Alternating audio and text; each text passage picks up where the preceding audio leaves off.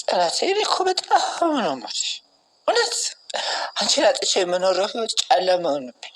ኪራዬ ለትንሽ ጊዜ እኮ ነው፣ በቃ ትረሳኛለህ።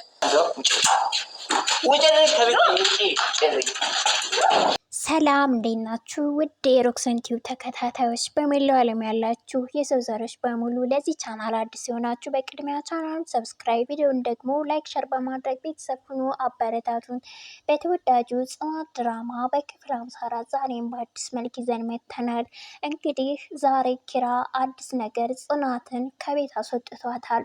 እሱም ያደረገው እንግዲህ እንዲቆርጥልኝ አልወድህም በኝ እያለም ብዙ ጊዜ ደጋግሞ እየጠየቃት እሷም ቢሆን ከሀሳብ ዝንፍ አላለችም እና ተመሳሳይ መልስ እንደፈለገው እንድትነግረው እንደፈለገው እየነገረችው ነበር እና ዛሬም ቢሆን ሰክሮ ራሱን በሱስ በመጠጥ ሱስ ራሱን ደብቆ ነበረ ኪራ ወደ ቤት የመጣው። ታዲያ ያው ታስብለታለች ሁኔታዎቹን በምን ውስጥ እንዳለች ሁላችንም እንረዳታለን። ነገር ግን ኪራ ነገሩ ሁሉ ስለማያውቅ በተቃራኒ ነው የሚያስበው። እሷም ቢሆን እንደ ጠላችው አክት ስለምታረግ ታዲያ ጠልታኛለች፣ ፍቅሬን አጣው፣ ተነጠቅኩ፣ መቼ ቀርቢያት መቼ ራቀችኝ እያለ ሆዱ እየተብሰለሰለበት ነው። ቀን ከቀን እየባሰበት እየበረታበት ፍቅሩ መጥቷል ማለት ነው።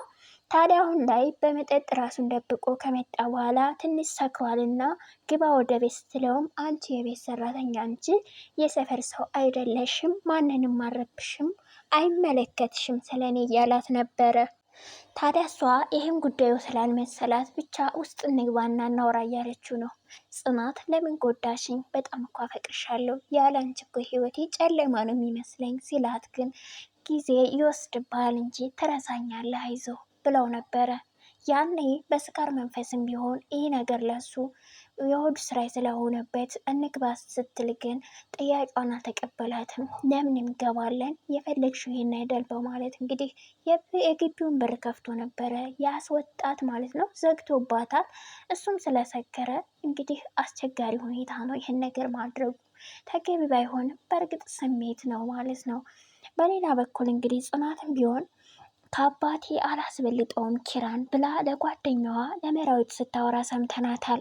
መራዊትም ተይ እንደሱ አትበይ፣ ወላጆቻችን በእኛ ደስታ በልጆቻቸው ደስታ እኮ ደስ ይላቸዋል እያለች ብትመክራትም እሷ ግን በፍጹም ፍቅረኛ ቢሄድ ፍቅረኛ ይተካል፣ አባት ምን መተኪያ ያለው ብላታለች። ይህን ነገር የሰማው ኪራ ታዲያ አይ ጥሩ ነው ጥሩ አገላለጽ ብሎ መጥቶ ካጠገቧ ተቀምጦ ነበር። ያኔ ምሩ ነገሮቹን ለመሸፋፈን ብትሞክርና ስለሌላ ጉዳይ እያወሩ እንኳን ብታስብ የሰማሁትን ነው እንጂ የተናገርኩ ብሏል ኪራ ያኔ። ታዲያ ካልሆነ ነገሩ ለምን ራሱ አታስረዳኝም? ለምን አንቺ ትነግሪኛለሽ ብሏት ነበረ።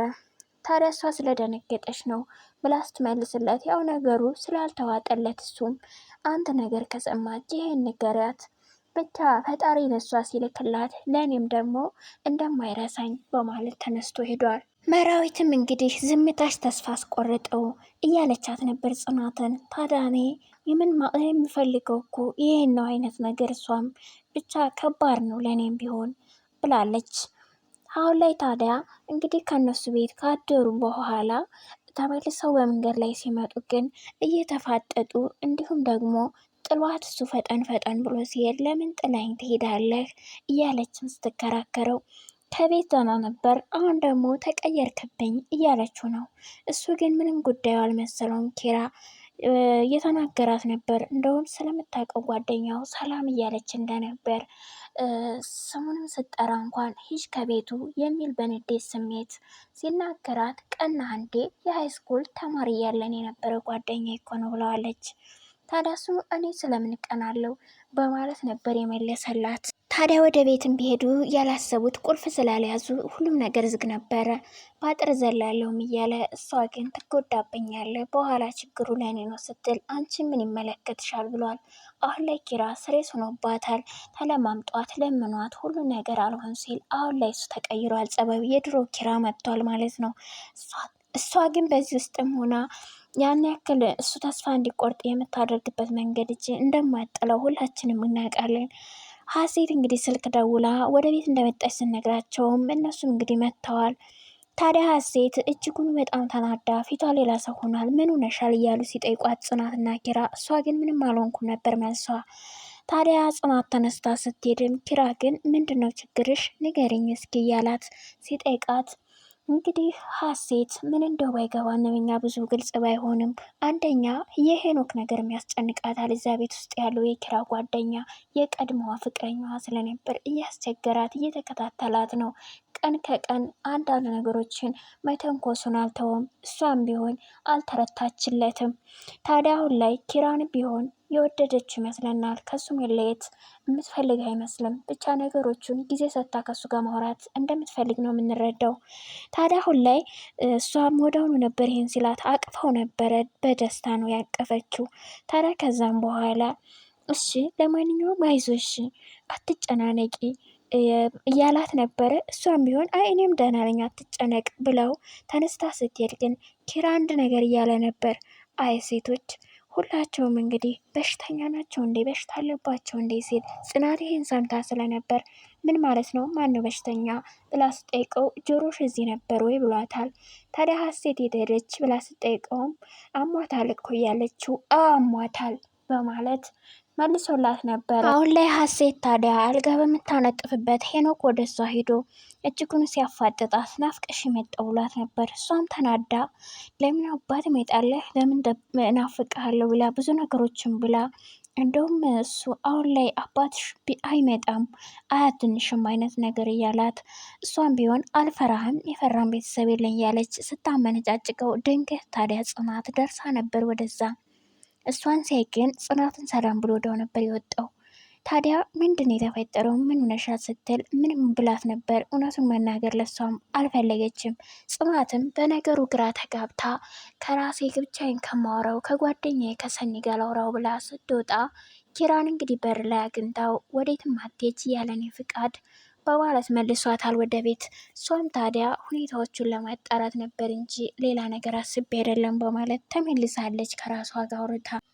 ታዲያ ኪራንና ሀሴትን በአንድ ተቃቅፈው አይዞሽ እያለ አትጨናነቂ ጊዜዎች ሁሉ ያልፋሉ እያለም እሷን እያበረታታት ስታይ ከኋላ በር ከፍታ ይህ ነገር ለሷ ከባድ ነው በእርግጥ ስሜቱ። ሆኖም ደግሞ ምርጫው አድርገዋለች ሁለቱ እንዲቀራረቡ ቃል ኪዳን ገብታለች እና ለኪራ አባት።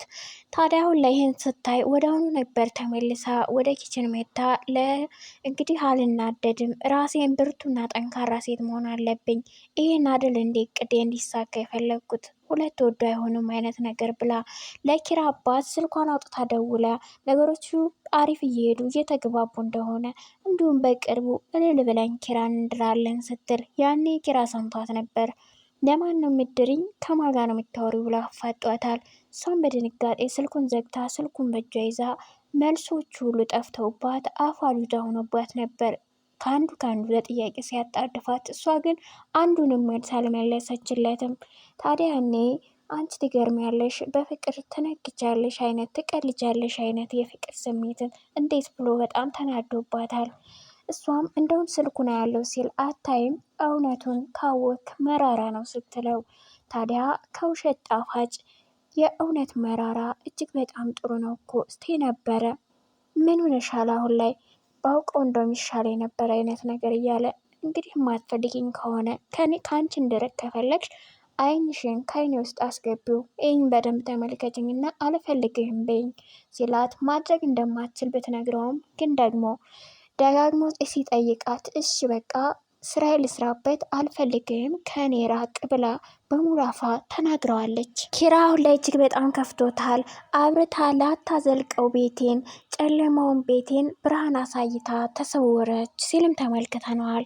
ብቻ ብዙ ነገሮችን እኔ ጥፋቴ በምን ጥፋቴ ነው ከዚህ ሁሉ በደል ይህ ሁሉ የደረሰብኝ? እኔ ከራሴ በላይ ነበር ማፈቅራት የምወዳት። በዛ ላይ እሷ ደግሞ በተቃራኒው የበደልኳትን ለመካስ እንኳን ዝግጁ ነበርኩ እያለ ነበር። እምሩ ግን ይገባኛል እረዳሃለሁ ብትልም ያንቺ መረዳት ለእኔ ምን ሆነ ብሎ በንዴት ወጥቶ ሄዷል ማለት ነው። ታዲያውን ላይ ጽናት ወደ መራዊት ሜዳ እንደተናደደና በአንቺ ምክንያት እኮ ልናጣው ነው እባክሽ ተስፋ እንዲቆረጥ እኮ ስትላት እኔ የምፈልገው ይሄን ነው ምንም ማድረግ አልችልም እውነቱ ይሄ ነው እያለች እኔ እና እሱ እንኳን ብናደርገው እንኳን የእሱ አባት እውነቱን ነግሮኛል፣ የኪራ አባት ጋሽ ዝምድናውን ከሻምበል ጋር ማድረግ። ስለዚህ እነሱ ጋር ቢሆን አሪፍ ነው። እኔ ጋር ሁለታችን ቢቋረጥ እንኳን እኛ ነን የምንጎዳው። ያህኛው ነገር ግን የነሱ ቢቋረጥ እጅግ በጣም ብዙ ነገሮች ይበላሻሉ። ስለዚህ አባቴም አለ ብዙ ነገሮች ስላሉብኝ እንደማይሆን ተናግራ በጣም ተጨናንቃለች። ጽናትን ቢሆን አሁን ላይ ኪራ ወደ ቀድሞ ባህሪው ተመልሶ ራሱን በሱስ በማደንዘዝ በቃ ራሱን እየሳተ ነው። ጽናትም ቢሆን እጅጉን በጣም ተከፍታለች። ነገሩን ማድረግ እንደማትችል ደግሞ ታውቃለች። በእርግጥ ሁለቱ እየተግባቡ የመጡ ይመስላሉ። አሁን ላይ ለጋሽም ስለነገረችው እንግዲህ ምን ሊፈጠር እንደሚችል ራሱ ከባድ ነው ይሄ ነው ብሎ ለመወሰን። ቀጣይ ክፍሉን ደግሞ እስከምንገናኝ አሁን ዛሬ በዚሁ አበቃው። ለዚህ ቻናል አዲስ ናችሁ ቻናሉን ሰብስክራይብ፣ ቪዲዮን ደግሞ ላይክ፣ ሸር በማድረግ ቤተሰብ ሆኑ። አብራችሁን ስለቆያችሁ በእጅግ በጣም አመሰግናለሁ።